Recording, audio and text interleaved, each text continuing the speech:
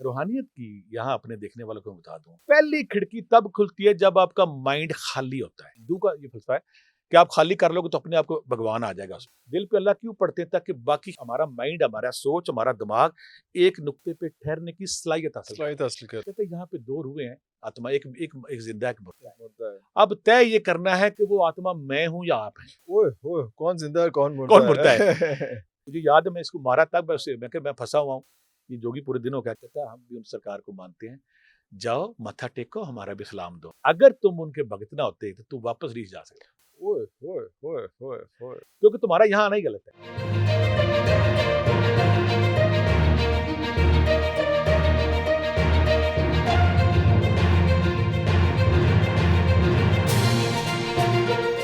अच्छा, हिंदूज में भी सूफीज्म या सिखों में या क्रिश्चियंस में या जूस में उन पे भी कोई रूहानियत के फीचर्स इसी बड़ा तरह से अच्छा होते सवाल हैं? आपने किया। मैं आप हैरान हुए, मैं जब इंडिया गया ना इरफान भाई, तो मेरी ख्वाहिश थी, शहनशाह अजमेर का आशिक था ख्वाजा मोइनुद्दीन चिश्ती अजमेरी, दीवाना और साबर कलीर। मेरा अल्लाह ख्वाहिश था कि मैंने ना पीले रंग के कपड़े पहन के हाय वहाँ हाय कशकोल लेके खड़े होना हाय है, हाय। उस गूलर के दरख्त के नीचे जहाँ पे आप जज़ब में खड़े रहे। अल्लाह ये मैं कपड़े बनवा के ले गया था। अल्लाह, वहाँ अच्छा मैं पहली जूते उतारे, मैंने वो पहना। माल्टे रंग के कपड़े पहने, हाथ में कशकोल लिया, और गूलर का दरख्त अभी भी है, वो खड़ा हो गया, मैं उस शाख को पकड़ा हाय और हाय। जज्बो मस्ती बस्ती के जितने समंदर पिए ये मैं ही जानता हूँ।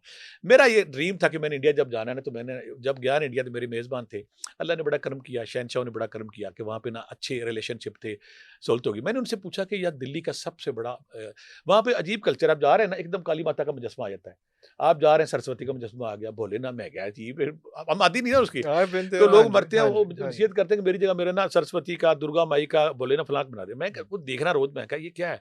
मैंने अपने मेजबान से पूछा, मुझे ये बताओ कि दिल्ली का सबसे बड़ा बुत कौन सा है? और कहाँ वो कहाँ है? है? उन्होंने कहा जी फलां बुत का नाम लिया, भोलेनाथ का बुत है, 4 किलोमीटर जगह उसको दान कर दी गई है। ओए ओए तो ये पता ओए नहीं कौन ओए से ओए। साल के दिन आते हैं जब ना वहाँ आते हैं। वहाँ हम गए तो वहाँ जंगले शंगले पूरा सिस्टम बना हुआ था।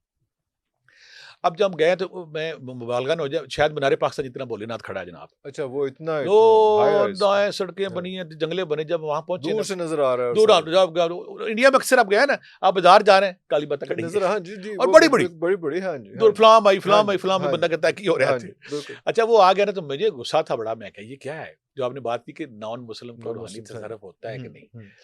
जब मैं गया ना, तो मैंने ना ऊपर चढ़ गया, तो मैं कहा मुसलमान, मैं गल तेरी ऐसी दी तैसी, तू सारी दिल्ली ਨੂੰ वक्त पाया। मैंने जूता हाँ। उतारा, उसकी इतनी इतनी टांग थी, जा रही थी ऊपर, इतना पाँव बना हुआ था। मैं 4-5 जुतियां मारी ना, देख लिया मुझे किसी ने, उन्हें कहा ये कौन बंदा गुस्ताख है, कहते इससे हैं कर रहा भगवान है। को हम जूते मार रहे हैं। मेरे साथ बंदे थे, उन्हें वेख्या ना, हम ओ 4 यार, लोग थे, तेरी उन्हें कहा अगर मुर्शिद मेहरबानी की मार रहा कर है, रहे हो। उन्हें जुतियां ला के खड़का। अब दिल्ली में उनके भगवान को जाके भगवान जूते को, मारना, हाँ हाँ। पकड़ लिया जिन्होंने हमें। जब पकड़ लिया ना हमें, तो मैं वो चारों, मैं पकड़ पहले हमारा एक बंदा मलक साहब अंदर गए, तो उसने ना पूछा सवाल किया, अंदर अंदर उनका गुरु बैठा हुआ था। बाहर आकर कहता भट्टी साहब, कोई आप जैसी नस्ल अंदर बैठी हुई है। ओए अच्छा। उसने मेरा नाम बता दिया है, मेरी माँ का नाम बता दिया है, और बताया तुम क्या कर रहे हो। दूसरा बंदा गया, तीसरा बंदा गया, मैं हैरान हो गया, मैं कहा मैं भी अलर्ट हो गया, मैं क्या काम है। अब हमारे वो नाजरीन जो जानना चाहते हैं कि ये क्या होता है, वो बंदा दिमाग पढ़ने की पूरी सलाहियत रखता था, और दूसरी बात, वो एक ही टाइम पे अपनी रूह निकाल के बाहर देख रहा था, बाहर क्या हो रहा है। बंद कर दरवाजों के अंदर था, कैमरे शैमरे नहीं थी वहां पर उस वक्त। अंदर फिजिकली सब कहीं और है, फिजिकल अंदर लेकिन बैठा हुआ है, लेकिन स्पिरिचुअली कहीं सब और पिछली फिर बार है। में देख रहा, जो अंदर गया मुझे समझ आ गई कि रूहानी आदमी है। मैं अंदर गया तो मैंने अपना ब्रेन को खाली किया पहले। रूहानियत की यहाँ अपने देखने वालों को बता दूं, पहली खिड़की तब खुलती है जब आपका माइंड खाली होता है। ये आप जेहन में रख लें। ला शख्स, नो मैन माइंड आप होंगे तो आपकी रूहानियत खुलेगी। खुलेगी। ना शख्स क्या है कि आपका दिमाग हर वक्त भरा हुआ है, हाँ। ख्याल सोचें। जब कोई सालक, जब कोई तालिब इल्म इर्तिकाज करता है, यकसुई करता है, मेडिटेशन करता है, तो जब वो खाली होता है तो वहां रब का नूर आता है। अगर खाली नहीं तो रब का, हिंदू का ये फलसफा है कि आप खाली कर लोगे तो अपने आप को भगवान आ जाएगा उसमें। भगवान आ जाए। हम सूफिया करम भी कहते हैं जब हम खाली हो जाएंगे तो फिर सिर्फ रब रूह बचेगी, बाकी नफ्स शिकस्त खा गया वहां पे। बिल्कुल हमारा सही। ये है। हाँ। तो मुझे पता था कि जिन मैं अंदर गया, मैंने अपने ब्रेन को खाली किया पहले। मैं सामने बैठा, बिल्कुल पंडित था उनका, कांगड़ी से। पहले बंदे को उसने ना एक और काम किया, पेपर लगा हुआ था, उन्होंने कहा तुम यहाँ से आए हो, तुम यहाँ से आए हो। वो बंदे डर गए बेचारे, क्या कर रहा है। यानी कि वो अपने रूहानी तसर्रुफ से नाम बता रहा था, उनकी बता रहा, और ये तुम जूते मार के आए हो, ये कर रहे हो, वो कर और रहे हो, किस इलाके से आए इस भी इलाके बता इलाके रहे कहाँ से हो, तुम कर यहाँ कर क्या रहे हो, तुम्हें यहाँ आना नहीं चाहिए। हो। आनी चाहिए। मैं गया तो मुझे पता था कि एक रूहानी आदमी, मैंने अपना माइंड खाली कर लिया। उसने मुझे देखा 2-3 दफा, उसने कोशिश की मेरे दिमाग में, माइंड मेरा खाली ब्लैंक। मैं कोई नुक्ता उसके सामने चाबी थी, चाबी को जेब में रखा हुआ था कि अच्छा मुराकबा इसे कहते हैं कि मैंने जब मुराकबा किया ना इरफान भाई, तो मैं इस पे जब इर्तिकाज करूं, यकसोई करूं, मुझे इसके अलावा पूरी दुनिया में और कुछ याद ना रहे। फिर मैं बोलता हूं, किसी एक ख्याल में बाकी सब ख्यालों से डिस्कनेक्ट हो जाना। तो मैंने सोचा कि इरफान साहब का चेहरा है, इरफान आम बंदा जब सोचेगा उसको और ख्याल भी आ रहे हैं, जब रूहानी आदमी सोचेगा सिर्फ इरफान सोचेगा। मैंने सोचा कि ये पानी का गिलास है, अब मैंने इर्तिकाज किया ना, मैं दुनिया से डिस्कनेक्ट हुआ। ये इसको प्रैक्टिस करना है, प्रैक्टिस करता है। किसी इर्तिकाज इसे कहते हैं, कृष्ण ने अर्जुन से क्या कहा था, जो हिंदुओं की भगवद गीता में लिखा है अपने भतीजे सुकृत को, कि जब तक तू अपने दिमाग के बेलगाम घोड़े को काबू नहीं पाएगा, तेरे अंदर शक्ति नहीं आएगी। ओए जब तक तेरा मुंतशिर ज़हन सोचों से आजाद नहीं होगा।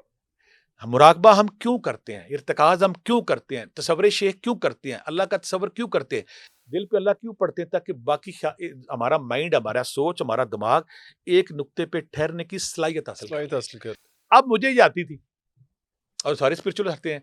यहाँ मैं फिर कोई भी जो हमारे तालिब इल्म लगे हुए हैं इस रस्ते पे, जब तक उनका माइंड खाली, इसे कहते हैं नो मैन। आप बात ये वाला वाक्य पूरा कर लें, क्योंकि इस पे पूरा ये इसका मैं बिल्कुल सुनाता हूँ। मुराकबा करना कैसे है, बड़ा इंपॉर्टेंट है। नो माइंड, इसको अलग करते हैं।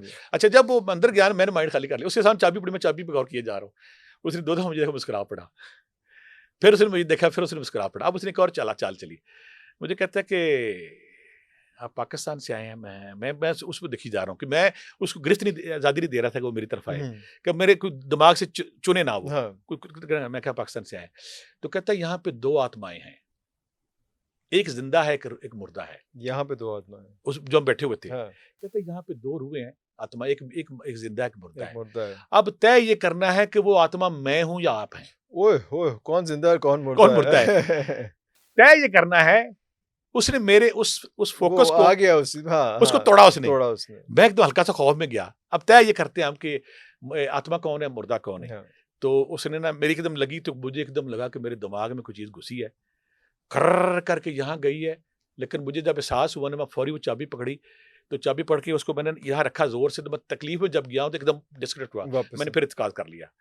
मुझे समझ आ गई कि उसने आत्मा और जिस्म के तल्लक में आके मेरे इर्तिकाज को, मेरी यकसोई को, मेरी मेडिटेशन के सर्कल को तोड़ा है। उस ध्यान बिठाया उसने मेरा तोड़ा। मैं बैठा जब ये करता रहा, फिर मैंने ना अगला ख्याल ये कि आंखें बंद कर लिया और मैं ख्वाजा गरीब नवाज सरकार का तस्वर कर लिया। तो कहता है जब ख्वाजा पाक के भगत हो तो दूसरों के भगवान को क्यों मारते? वो भी पहुंच गया वहां पे कि ये किसका तस्वर। मैंने हेल्प मांगी ना ख्वाजा पाक से, मैंने हेल्प मांगी उनसे कि मैं फंसा हुआ यहाँ पे। तो मुझे याद है, मैं इसको मारा तब मैं फंसा हुआ हूँ, ये जोगी पूरे दिन हो गया। कहता हम भी उन सरकार को मानते हैं, जाओ मत्था टेको, हमारा भी सलाम दो। और दूसरी बात है, अगर तुम उनके भगत ना होते तो तू वापस नहीं जा सकता। क्योंकि तुम्हारा यहाँ आना ही गलत है, तुम्हारा बनता नहीं, तुम किधर आ गए उधर। दूसरी बात है, तुम्हारा जोन डिफरेंट है, उसी जोन में याद कर जूते मारे ऊपर से। तुम जूते मार रहे हो। फिर उसने कहा कि यहाँ मेरे पास नहीं है, एन में कोई रिकॉर्डिंग हो रही हो कहीं पे, तुम वापस नहीं जा। और दूसरी बात, जाओ उनको शहनशाह अजमेर को हमारा भी सलाम करना।